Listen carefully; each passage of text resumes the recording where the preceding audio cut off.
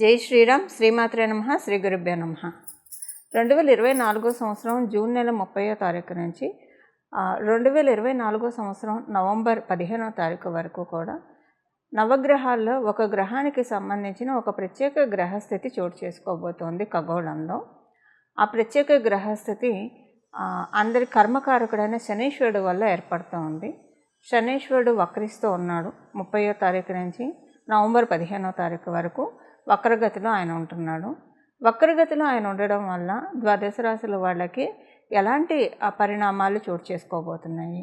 శుభ పరిణామాలు చోటు చేసుకోబోతున్నాయా, లేదా ఏదైనా విషయంలో జాగ్రత్తలు సూచిస్తుందా?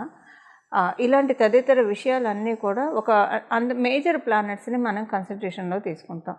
ఇప్పుడు శనీశ్వరుడు కానివ్వండి, గురుదేవుడు కానివ్వండి, రాహుకేతు దేవుళ్ళు కానివ్వండి, వీళ్ళు నలుగురు ఏదన్నా ప్రత్యేక గ్రహస్థితి అంటే ఇప్పుడు శనీశ్వరుడు గురు భగవానుడు వక్రంలోకి వెళ్ళిన రాశులు మారిన రాహు శనికేతులు వీళ్ళిద్దరూ రాశులు మారినా కూడా డెఫినెట్గా అదొక ప్రత్యేక ఇంపాక్ట్ ద్వాదశ రాశుల వాళ్ళకి, ద్వాదశ లగ్నాల వాళ్ళకి కూడా ఉంటుంది. అసలు ఆ ఇంపాక్ట్ ఏ విధంగా ఉండబోతుంది అన్న విషయాన్ని మనం చూద్దాము. ద్వాదశ రాశుల వాళ్ళకి అసలు శనీశ్వరుడు వక్రగతిలో ఉంటూ ఏ విధమైన స్పెషల్ సిగ్నిఫికెన్స్ని సూచిస్తున్నాడు, ఈ విషయాన్ని ముందు మనం ఒక్కసారి చూద్దాము. కుంభరాశిలో ఉండి స్వస్థానగతుడైన శనీశ్వరుడు వక్రగతిలోకి వెళ్తూ ఉన్నాడు. ఈ వక్రగతి ఆయనకి అంటే ఈ 2.5 సంవత్సరాలు, ఆయన ఒక్కొక్క రాశిలో 2.5 సంవత్సరాలు ఉంటారు, ఇది మనందరికీ తెలిసిందే. 2.5 సంవత్సరాల్లో ఆయన ఇవ్వాల్సినవి ఏదన్నా గుడ్ కర్మాస్ కానీ బ్యాడ్ కర్మాస్ కానీ జనరల్గా అయితే జన్మజాతకంలో ఏదైనా గ్రహం వక్రించి ఉంది అంటే పాస్ట్ లైఫ్లో ఏదైనా ఒక పని సగంలో ఆపేసామని కానివ్వండి, ఏదైనా ఒక డిజైర్ అన్ఫుల్ఫిల్డ్ డిజైర్స్ ఏమన్నా ఉన్నా కూడా ఆ గ్రహం వక్రగతిలోకి వెళ్తుంది. ఇది మనకి పరాశర సంహితలో ఉంది. అయితే గోచారంలో మరి వక్రగతిలోకి వెళ్తున్నప్పుడు ఇది వర్తమానం కదా, మరి అంటే భవిష్యత్తు కాలం కదా, వర్తమానం మనకి జరగబోయేది కదా. సో ఇందులో శనీశ్వరుడు వక్రగతిలోకి వెళ్తూ ఏ రకమైన ఇండికేషన్స్ని ద్వాదశ రాశుల వాళ్ళకి ఇస్తున్నారు? ఆయన ఎవరికైనా ఇప్పుడు కొన్ని రాశుల వాళ్ళకి ఆయన ప్రతికూలంగా ఉంటాడు, కొన్ని లగ్నాల వాళ్ళకి ఆయన ప్రతికూలంగా ఉంటాడు. ఆయన సవ్యగతిలో ఉన్నప్పుడు ఆ రాశులు ఆ లగ్నాల వాళ్ళకి ఆయన కొన్ని మహాదశలు జరుగుతున్న వాళ్ళకి కూడా ఆయన కొన్ని ప్రతికూల పరిస్థితులను ఇస్తూ ఉంటాడు. అలా ఇచ్చే పరిస్థితుల్లో ఆయన కొన్ని మంచి చేయడానికి ఆయన వెనక్కి రావడం జరుగుతుంది. ఎవరు ఆ రాశుల వాళ్ళు, ఆ లగ్నాల వాళ్ళు అంటే మేషరాశి వాళ్ళకి, అలాగే వృశ్చిక రాశి వాళ్ళకి. వృశ్చిక రాశుల్లో పుట్టిన, వృశ్చిక లగ్నాల్లో పుట్టిన, ప్రత్యేకించి శనీశ్వరుడు గోచారంలో కొన్నిసార్లు సవ్యగతిలో ఉంటే వాళ్ళకి ఎప్పుడైనా విపరీతమైన ఫలితాలు వస్తాయి. అంటే మళ్ళీ దేన్ని కూడా జడ్జిమెంటల్గా చెప్పకూడదు. మీ జన్మజాతకంలో శనీశ్వరుడు బలం బాగా ఉంటే ఈ పాయింట్ చాలా వరకు నెగేట్ అయిపోతుంది. శనీశ్వరుడు బలం అంటే వృశ్చిక రాశుల్లో వృశ్చిక లగ్నాల్లో పుట్టిన వాళ్ళకి శనీశ్వరుడు బలం ఉంటే పర్వాలేదు, ఆయన సవ్యగతిలో ఉన్న ఇబ్బంది పెట్టాడు. ఆయన అపసవ్య మార్గంలో వెళ్తున్నప్పుడు, రెట్రోగ్రేడ్లో ఉన్నప్పుడు ఇంకా మంచి ఫలితాన్ని ఇస్తాడు. కుజమహాదశ ఎవరికైనా, ఇప్పుడు మంగళ దశ ఎవరికైనా జరుగుతూ ఉందనుకోండి, వాళ్ళకి కూడా సవ్యదశలో ఉన్నప్పుడు ఆయన సవ్యంగా సంచారం చేస్తున్నప్పుడు ఓకే, ఆయన మీ జన్మజాతకంలో శనీశ్వరుడు బలం ఉంటే ఇబ్బంది పెట్టడు, అలాగని పూర్తిగా మంచి కూడా చేయడు. కానీ వక్రగతిలో వెళ్ళేప్పుడు మీకు ఒకవేళ మంగళ దశ జరుగుతూ ఉందనుకోండి, చాలా మంచి ఫలితాన్ని, శుభ ఫలితాన్ని ఇస్తాడు ఆయన. సో ఇప్పుడు ఇంకొక చిన్న క్యాలిక్యులేషన్ చెప్పాలి ఇక్కడ మీకు. మీరు పుట్టినప్పుడు కనుక మీకు జన్మ శనిలో పుట్టిన, లేదా ఏలినాటి శనిలో పుట్టిన, అష్టమ శనిలో పుట్టిన, అర్ధాష్టమ శనిలో పుట్టినా కూడా ఈ ట్రాన్సిట్ మంచి చేస్తుంది. అంటే ఆయన ఇప్పుడు అష్టమ శని, అర్ధాష్టమ శని, ఏలినాటి శని మంచి రిజల్ట్స్ ఇస్తుంది. ఆయన వక్రగతిలోకి వెళ్ళినప్పుడు ఇంకా మంచి రిజల్ట్స్ ఇస్తుంది. అదే మీరు వృశ్చిక రాశి లగ్నాల్లో పుట్టి ప్రత్యేకించి వృశ్చిక రాశి వాళ్ళకి ఇప్పుడు అర్ధాష్టమ శని జరుగుతూ ఉంది.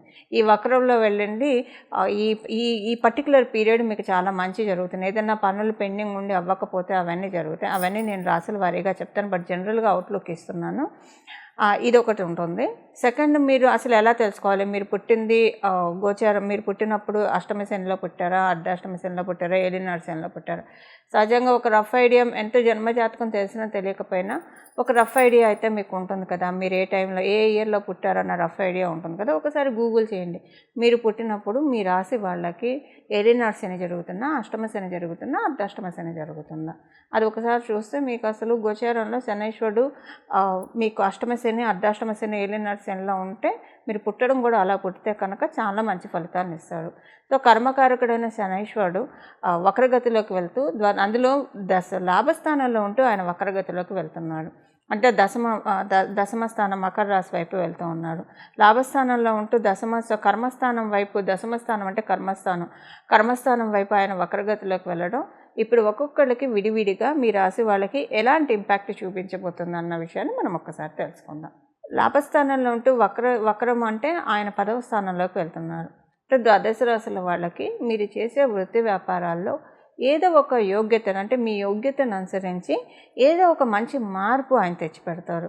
ఇప్పుడు అందరూ చాలామంది మనకి కొంత పాపులేషను వర్కింగ్లో ఉంటారు, కొంత పాపులేషను బిజినెస్ చేస్తూ ఉంటారు, కొంత పాపులేషన్ ఫ్రీలాన్స్ వర్క్స్ చేస్తూ ఉంటారు. మీ అందరికీ ఓకే, ఏదో ఒక మీ యోగ్యతను అనుసరించి మీకు తగు ఫలితాలను ఆయన లాభస్థానంలో వక్రిస్తూ మీకు ప్రసాదిస్తాడు. అయితే ఇప్పుడు కొంతమంది గృహిణీలు ఉంటారు, సీనియర్ సిటిజన్స్ ఉంటారు. మరి వీళ్ళ మాట ఏంటి? చక్కగా గృహిణులుగా వాళ్ళ ధర్మాన్ని, వాళ్ళ కర్తవ్యాన్ని వాళ్ళు నిర్వర్తిస్తూ ఉంటారు. అలాగే సీనియర్ సిటిజన్స్ ఉంటారు. మరి వీళ్ళకి ఆయన అపసవ్య మార్గంలో వెళ్తూ ఏం చేస్తారంటే, సొసైటీలో మీకు ఒక మంచి పలుకుబడిని, ఉన్నతిని, అందరూ మిమ్మల్ని గుర్తించడము, అందరితోటి మంచి రిలేషన్ ఉండడము, అలాగే మీ ఇంట్లో ఉన్న వాళ్ళకి, గోచారంలో మీకు వచ్చింది కాబట్టి మీ ఇంట్లో ఉన్న వాళ్ళకి ఏదైనా ఒక ప్లస్ జరుగుతుంది. సో మీ ఇంట్లో ఉన్న వాళ్ళు, ఇప్పుడు సపోజ్ ఆడవాళ్ళు గృహిణులు అనుకోండి, మీ శ్రీవారు వర్కింగ్ అయితే వారికి కలిసి వస్తే మరి అవంతా మీకే కదండి, మీకు మీ పిల్లలకే కదా, సో మీ కుటుంబం వరకే కాబట్టి అలా మీకు సంతోషము, సౌభాగ్యము చేకూరుతుంది. అదే సీనియర్ సిటిజన్స్ అనుకోండి, మీ పిల్లలు వృత్తి వ్యాపారాల్లో బాగా రాణించారు అనుకోండి, తల్లిదండ్రులు పిల్లలు బాగా రాణిస్తుంటే అందరికంటే ఎక్కువగా ఆనందించే వాళ్ళలో ఫస్ట్ నిస్సందేహంగా తల్లిదండ్రులే ఉంటారు ఎవరికైనా. సో అది మీకు సంతోషదాయకమే కదా. ఇలా మీకు గృహిణులకే కావచ్చు, సీనియర్ సిటిజన్స్కే కావచ్చు, ఇలా మన ఫలితాలను అప్లికేబిలిటీ చేసుకోవాలి. అలా ఉద్యోగం కోసం కొంతమంది ఎదురు చూస్తూ ఉంటారు. వ్యాపారము స్టార్ట్ చేసి వాళ్ళకి చేసిన బిజినెస్ కలిసి రాక నైరాశ్యంతో ఎదురు చూస్తూ ఉంటారు. వీళ్ళందరికీ కూడా శనైశ్వరుడు ఏదో ఒక మంచి మార్పు తేబోతూ ఉన్నాడు. అవేంటో మీ రాశుల వారిగా ఇప్పుడు తెలుసుకుందాం. ద్వాదశ రాశుల్లో ఆఖరిదైన మీనరాశి. మీనరాశిలో పుట్టిన వాళ్ళకి శనైశ్వరుడు వక్రగతి చాలా మంచిది. ఆయన వక్రగతి అంటే లాభంలోకి వెళ్తూ ఉన్నాడు. 12వ స్థానం నుంచి లాభస్థానంలోకి వెళ్తున్నాడు. సేవింగ్స్ మోడ్ స్విచ్ ఆన్ అవుతుంది. ఏ విషయాల్లో అనుకూలాన్ని ఇస్తున్నాడో మనం ఒకసారి చూద్దాము. అనుకూలతలు వచ్చేసేసి కుటుంబం పరంగా చాలా అనుకూలతలు, డబ్బు పరంగా చాలా అనుకూలతలు ప్రసాదిస్తూ ఉన్నాడు. అలాగే మీకు ఈఎన్టీ సమస్యలు ఏమైనా ఉంటే దాని నుంచి బయటపడటానికి అవకాశం ఉంది. మీకు అధికారులతోటి లేదా గవర్నమెంట్కి సంబంధించిన వాళ్ళతోటి ఏమైనా విభేదాలు ఉంటే వాటి నుంచి బయటపడతారు. పై అధికారులతోటి విభేదాలు ఉంటే వాటి నుంచి బయటపడే శుభ సమయం. మీ తండ్రి గారితో మీకు ఏమైనా విభేదాలు ఉన్నా, లేదా మీ తండ్రి గారు ఏ విషయంలో అయినా ఇబ్బంది పడుతూ ఉంటే ఆ సమస్యల నుంచి వారు బయటకు వస్తారు. ఎవరైనా మీకు పైకం ఇవ్వాల్సి ఉండి ఇవ్వకుండా ఉంటే అది ఇప్పుడు ఈ శనీశ్వరుడు వక్రగతిలో ఉంటూ మీ డబ్బులు మీకు రావడానికి అవకాశం చక్కగా ఉంది. అలాగే అదృష్టం అని చెప్పాలి. శనీశ్వరుడు వక్రగతిలోకి వెళ్ళడము అదృష్టము. మరియు మీ నాన్నగారికి చాలా మంచిది. పై అధికారుల వల్ల మీకు లబ్ధి ఉంటుంది. ఉద్యోగస్తులైతే, అదే వ్యాపారస్తులైతే కనుక మీకు మంచి కాంట్రాక్ట్స్ వస్తాయండి. అంటే వ్యాపారం చేసుకునే వాళ్ళకి మౌత్ పబ్లిసిటీ ద్వారా కావచ్చు, ఏదో ఒక రకంగా బిజినెస్ అయితే చాలా చక్కగా జనరేట్ అయ్యే శుభ సమయము వ్యాపారస్తులందరికీ కూడా. ఇవి మంచి శుభ ఫలితాలు అందు మీకు వ్యయంలో ఉంటే వక్రిస్తూ ఉన్నాడు కాబట్టి జనరల్గా ఈ మీనరాశిలో పుట్టిన వాళ్ళందరికీ కూడా ఫైనాన్షియల్గా చాలా మంచి శుభ సమయాన్ని ఆయన అందజేయబోతూ ఉన్నాడు. అంటే ఫైనాన్షియల్గా శుభ సమయం అంటే ఏంటి?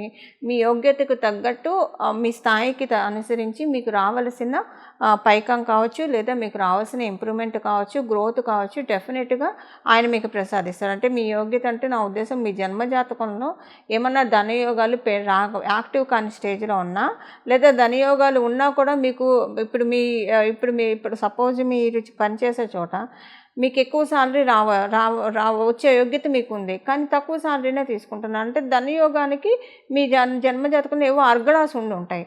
అర్గళాస్ ఉన్నా లేకపోతే కనుక ఏదైనా పాప దృష్టి పడినా, పాపగ్రహ దృష్టి పడినా అనుకున్నంత అమౌంట్ రాక జీవితంలో బాగా ఇబ్బంది పడుతుంటారు. అలాంటి వాళ్ళైతే మీ యోగ్యతను అనుసరించి మీకు ఫైనాన్షియల్ మంచి ట్రాన్స్ఫర్మేషన్స్ ఆయన ఇస్తాడు. ఇక జాగ్రత్త ఏ విషయంలో సూచిస్తున్నాడంటే విదేశీ ప్రయాణాలు చేయడానికి అనుకూలంగా లేదు. మీరు విదేశాల్లో ఉంటే స్వదేశానికి రాకండి, స్వదేశంలో ఉంటే విదేశాలకు వెళ్ళకండి. ఏదైనా దూర ప్రయాణాలు, బహుదూర ప్రయాణాలు, సుదూర ప్రయాణాలు ఇలాంటివి చేయడానికి అనుకూలంగా లేదు. ఇదొకటి మినహాయిస్తే రాత్రిపూట నిద్రలేమితో కొంచెం బాధపడతారు. మీరు బాగా అంటే నిద్ర సుఖం ఎరగదు, ఆకలి రుచి ఎరగదు అన్న చందానం నిద్రపోయే వాళ్ళు అయినా సరే ఈ ట్రాన్సిట్లో మీరు అంటే ఈ వక్రగతిలో మీరు నిద్రలేమితోటి కొంచెం ఇబ్బంది పడతారు. ఇదొకటి. దీని నుంచి మిమ్మల్ని మీరు గట్టెక్కించుకోవాలంటే రాత్రి పడుకునేప్పుడు దక్షిణామూర్తి వారి స్తోత్రాన్ని వింటూ పడుకోండి, చక్కటి నిద్ర కూడా పడుతుంది. ఇప్పుడు మనం మీరు చేసుకోవాల్సిన పరిహారం చూద్దాం. చూసారు కదండి, మీ రాశి వాళ్ళకి శనైశ్వరుడు వక్రగతిలోకి వెళ్తూ ఎలాంటి ఫలితాన్ని ఇస్తూ ఉన్నారో. అయితే ద్వాదశ రాశుల వాళ్ళకి, ద్వాదశ లగ్నాల వాళ్ళకి శనైశ్వరుడు మీకు యోగించే స్థితిలో ఉన్నా, యోగించే స్థితిలో లేకపోయినా, సపోజ్ మంగళ దశ జరిగే వాళ్ళకి మీకు శనైశ్వరుడు బలం బాగా జన్మజాతకంలో ఉంటే, ఆయన సవ్యగతిలో ఉంటే పెద్దగా ఇబ్బంది పెట్టడు. అపసవ్య మార్గంలో ఉంటే మటుకు మంచి ఫలితాన్ని ఇస్తాడు. అలాగంటే మీకు మంగళ మహాదశ జరుగుతూ ఉన్నా, మంగళ అంతర్దశ జరుగుతూ ఉన్నా ఈ పాయింట్ అప్లికేబిలిటీ ఉంటుంది. లేదా మీ జన్మజాతకంలో శనైశ్వరుడు మరియు మంగళ వీళ్ళిద్దరూ కలిసి కనుక ఉంటే అప్పుడు కూడా సేమ్ సిచ్యువేషన్ ఉంటుంది. ఆయన సవ్యగతిలో కంటే అపసవ్యగతిలో వెళ్ళినప్పుడే మంచి ఫలితాన్ని ఇస్తారు. సో ఇవన్నీ అసలు తెలిసినా తెలియకపోయినా శనైశ్వరుడు అపసవ్య గతి మీకు మంచి ఫలితాన్ని తెచ్చిపెట్టాలంటే అయితే ఇప్పుడు మనం ఏ పరిహారం చేయాలి? నేను మొదట చెప్పినట్లు ఇప్పుడు కొంతమంది నిరుద్యోగులు ఉంటారు, ఉద్యోగం కోసం ప్రయత్నిస్తూ ఉంటారు. అలాగే వ్యాపారంలో అభివృద్ధి సరిగ్గా లేకుండా బాధపడుతూ ఉంటారు. అంటే ఉద్యోగం చేస్తూ వాళ్ళ శ్రమని కూర్చి వాళ్ళ ఎఫర్ట్స్ని పెట్టేవాళ్ళు ఉంటారు. వ్యాపారం చేస్తూ వాళ్ళ ఎఫర్ట్స్ని పెట్టి ఓకే వాళ్ళు ఉన్నంతలో సంతృప్తిగా ఉన్నవాళ్ళు ఉంటారు. ప్రయత్నాలు సఫలీకృతం కాక ఇబ్బంది పడుతున్న వాళ్ళు ఉంటారు. ఆల్రెడీ మీరు వృత్తి వ్యాపారాల్లో ఉంటే అందులో కలిసి వచ్చే విధంగా శనైశ్వరుడు ఇప్పుడు తోడ్పాటునిస్తాడు ఈ పరిహారం చేసుకుంటే, ఆయన వక్రగతిలో ఉన్నాడు కాబట్టి. అలాగే నిరుద్యోగులకి ఇప్పుడు ఈ పరిహారం బాగా ఉపయోగపడుతుంది. ఉద్యోగం తొందరగా రావడానికి ఆయన అంటే తల్లిదండ్రులకు ముద్దొచ్చినప్పుడే చంకెక్కాలి అన్నట్లు ఇప్పుడు ఆయన ఈ కరుణించే స్టేజ్లో ఉన్నాడు కాబట్టి పరిహారాలు చేసుకోవడం వల్ల, చిన్న చిన్న పరిహారాలు చేసుకోవడం వల్ల వెంటనే ఆయన స్వతరంగా వరాలను ప్రసాదిస్తాడు. అది నిరుద్యోగులకు ఉద్యోగం రావడానికి బాసట అవుతుంది ఈ పరిహారము.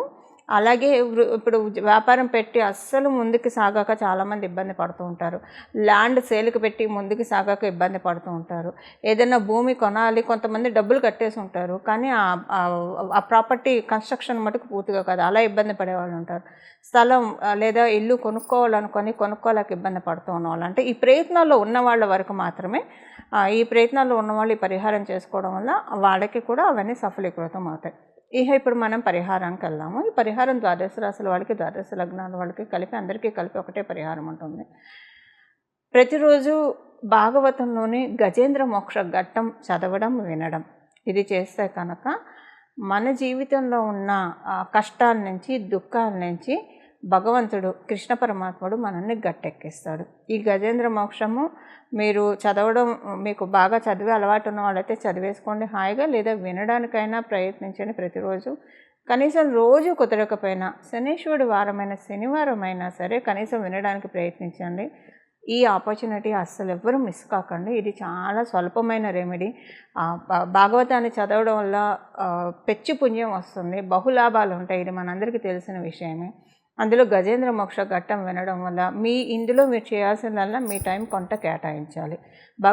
మనకు అసలు భగవంతుడు సమయాన్ని ఇచ్చిందే, ఈ జీవితాన్ని ఇచ్చిందే భగవంతుడు. మన పనులు మనం చేసుకుంటే నిత్య దైనందిన జీవితంలో మన బ్రతికి, మన ఆహారానికి, మన జీవించడానికి కావాల్సినంత సంపాదించుకుంటూ రిమైనింగ్ టైం అంతా భగవంతుడి ధ్యానంలో గడపడానికే మనకి సమయం ఉన్నది.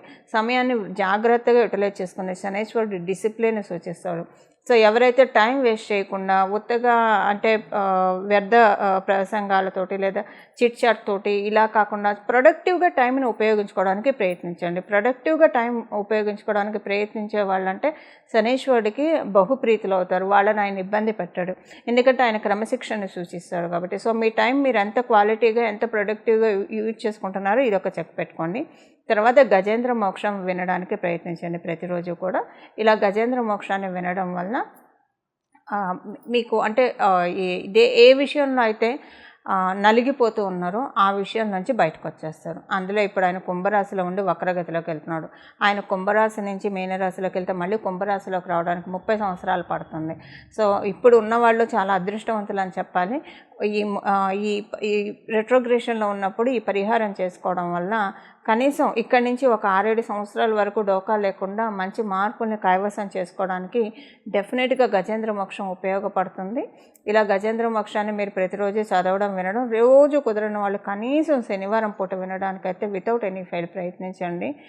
ఆ పెరుమాళ్ళ ఆశీస్సులు మీరు అందరూ అందుకుంటారని చెప్పి తద్వారా అందుకుంటారని చెప్పి అందుకోవాలని చెప్పి నేను కూడా ప్రార్థిస్తూ మీ అందరి తరఫున వాసుదేవుని ప్రార్థిస్తూ మంగళం. నమో భగవతే వాసుదేవాయ.